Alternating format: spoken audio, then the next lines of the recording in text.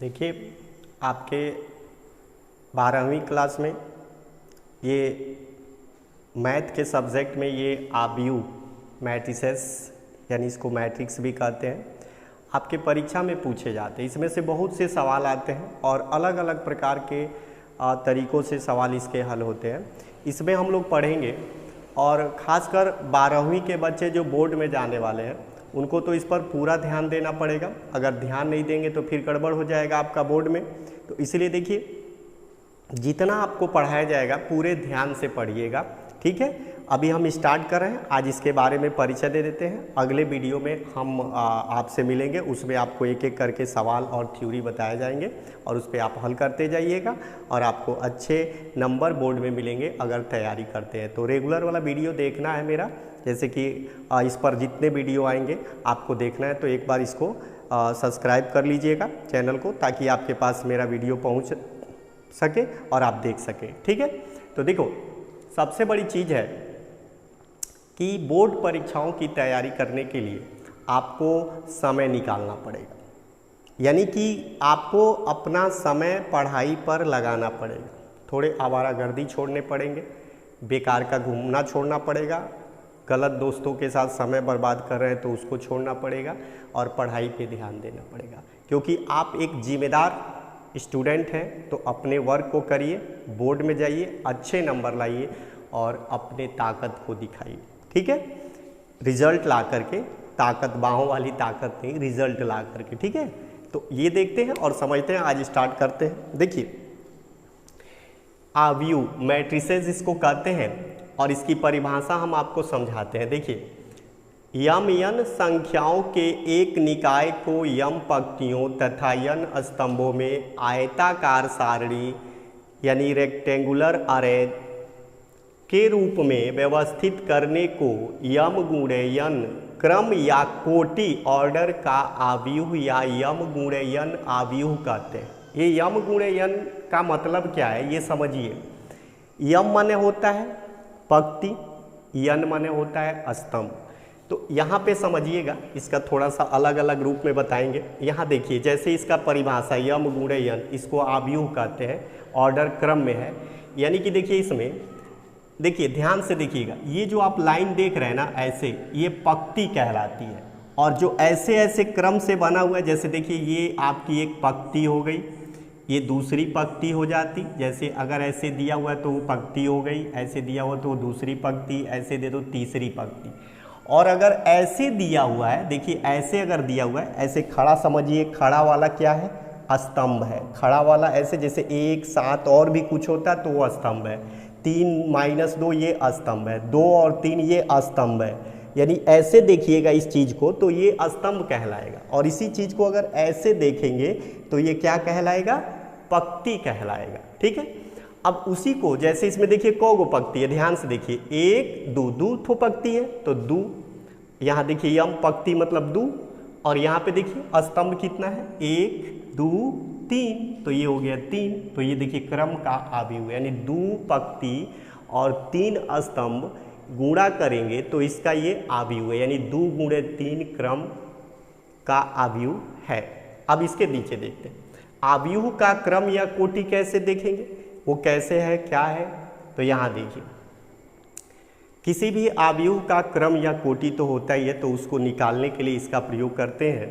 यहाँ देखिए, order of matrix, यदि आव्यूह में यम पंक्तियाँ हैं तथा n स्तंभ है, ठीक है। यदि आव्यूह में यम पंक्तियाँ हैं तथा n स्तंभ है तो उसे यम गुणे n आव्यूह कहते हैं, जो अभी आपको यहाँ पे बताया गया है। तो ये आपकी यम पंक्ति है और n स्तंभ है, तो यम गुणे n आव्यूह कहते हैं। अब यहाँ पे देखिए, जैसे 1 2 3 ये एक पंक्ति हो गई, 4 5 6 दूसरी पंक्ति हो गई। अब ऐसे देखिए, 1 4 पहला स्तंभ, 2 5 दूसरा स्तंभ, 3 6 तीसरा स्तंभ। ये स्तंभ हो रहा है। ऐसे स्तंभ माने खड़ा, समझिए स्तंभ है यानी कि खड़ा है, और ऐसे पट है तो पंक्ति कहलाएगा। इस लाइन को पूरा लेके जाइएगा तो पंक्ति, और ऐसे खड़ा करिएगा ना तो वो क्या हो जाएगा? स्तंभ, सीधी सी बात है। अब इसमें देखिए 5 4 4, ये अलग आव्यूह है, ये अलग आव्यूह है। क्रमशः 2 गुणे 3, यानी इसमें देखिए 2 गो पंक्ति है 3 गो स्तंभ है, इसीलिए इसको लिखा गया है 2 गुणे 3 का क्रम का आव्यूह है। और इसको देखिए 3 गुणे 1, यानी 3 का मतलब है 3 ठो आपका क्या है, ये पंक्ति है। और कितने स्तंभ है, ध्यान से देखिए, एक गुना स्तंभ है, 3 गो थोड़े है, 3 गो तो पंक्ति है, देखिए ऐसे, ये गो सीधे है तो ये स्तंभ हो जाएगा, तो इसीलिए लिख दिया गया 3 गुणे 1 क्रम के आव्यूह है।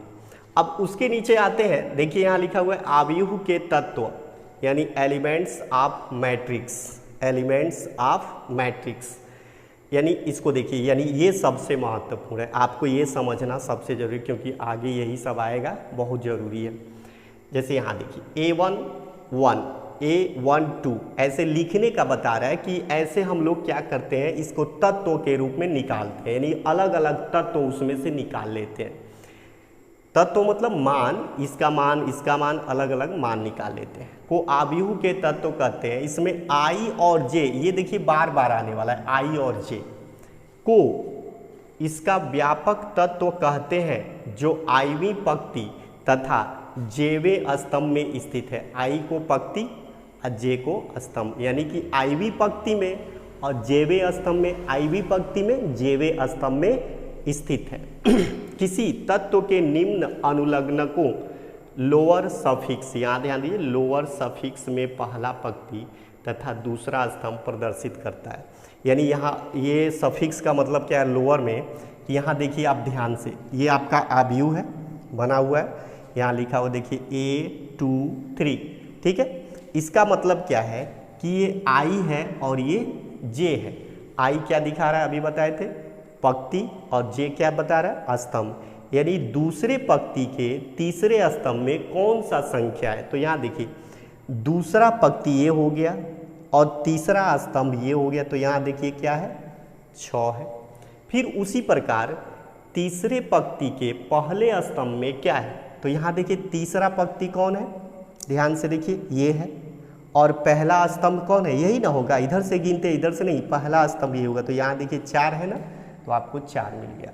अब यहाँ देखिए A3 3, यानी ये तत्व है, तो A3 3, यानी तीसरा स्तंभ का तीसरा पंक्ति में क्या है, तीसरी पंक्ति का तीसरा स्तंभ में क्या है, तीसरी पंक्ति देखिए ये हो जाएगा, और स्तंभ कौन सा होगा, तीसरा ही है, तो देखिए -12।